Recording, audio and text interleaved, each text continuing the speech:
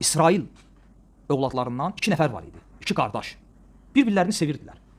Bir-birləri ilə yaxın idilər. Lakin onlardan biri ibadət əhli idi. Müctehidun fil ibadə. İbadətdə çalışqan, zahid, abid birisi idi. Digəri isə asilik edirdi. Və hər dəfə bu abid qardaş bu günahkar qardaşını asilik üzərində tutarkən hər dəfə ona nəsihət edir. Və bu da öz növbəsində deyir ki, yəni məndən əl çək. Bu mənimlə Rəbbim aramdadır.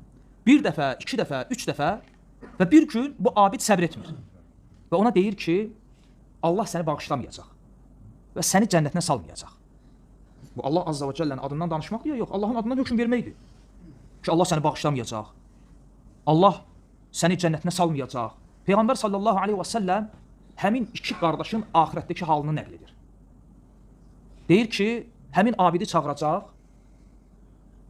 həmin günahkarı çağıracaq, ona deyəcək ki, İzhəb, fədxulil cənnə bi rəhməti. Get mənim rəhmətimlə cənnətimə gir.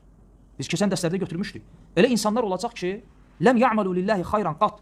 Allah üçün heç bir xeyir işləməyən insanlar olacaq, hansılar ki, Allah Azza və Cəllə rəhməti ilə onları bağışlayacaq. O kəslər ki, Peyğəmbər sallallahu aleyhi və səlləmin şəfayəti onlara çatmayacaq.